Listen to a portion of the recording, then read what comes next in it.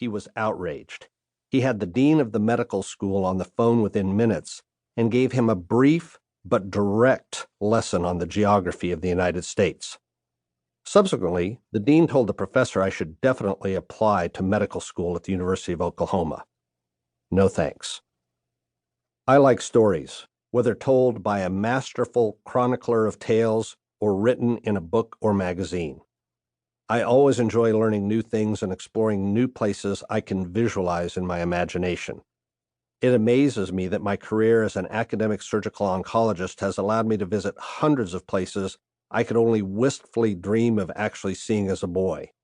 The pyramids of Giza, the Colosseum in Rome, the Great Wall of China, dozens of other man-made marvels, and natural wonders and vistas on every continent except Antarctica. It's on the bucket list. One of the storytellers I admire is Ernie Pyle, a famous World War II news correspondent who, like me, lived in Albuquerque.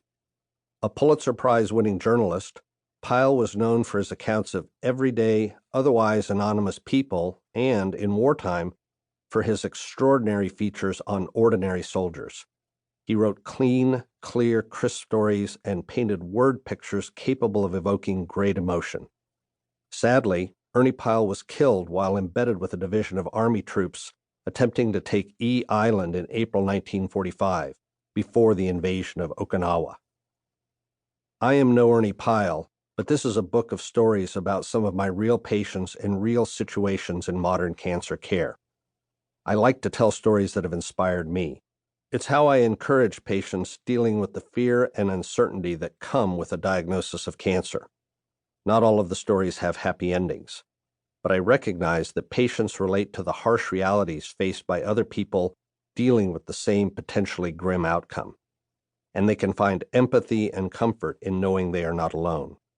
For privacy reasons, I cannot identify patients by name or specific characteristics that would allow them to be recognized, but all the patients and families described in this book are actual people, individuals who have demonstrated remarkable characteristics and virtues that have been a lesson and blessing to me and others involved in their care. For the few chapters in which information is divulged that might identify a specific patient, express written consent to publish the story was obtained from the patient and/or family. In 1971, President Richard Nixon declared a war on cancer, which led to Congress's passing the National Cancer Act the same year. If we are at war with cancer, it is by far the longest and most costly conflict in the history of the United States. The list of Americans killed or injured by cancer and our treatments is prodigious. The socioeconomic burden for cancer care in the United States and worldwide is mind-boggling. The impact of a cancer diagnosis on patients, their families, friends, and coworkers is profound and life-altering. The loss of productivity, skills, financial security, and normal lifestyle is staggering.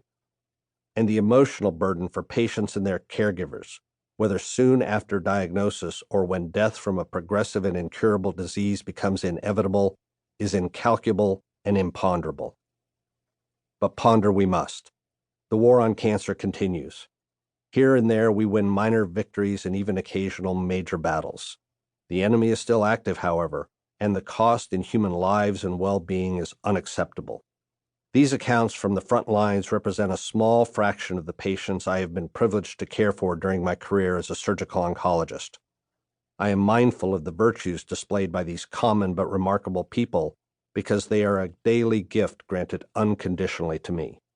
Some of the narratives describe important experiences about preparedness and what I learned from the occasional serendipitous opportunity. My goal is to share these gifts from my patients and to honor all patients, family members, friends, acquaintances, and caregivers who have been or still are involved in the fight against cancer. I respect you all. Fight on. Chapter 1. A Fishing Story. Hope is being able to see that there is light despite all of the darkness. Desmond Tutu. Hope, a feeling of expectation and desire for a certain thing to happen. I learn useful life lessons from each patient I meet. Some are positive messages.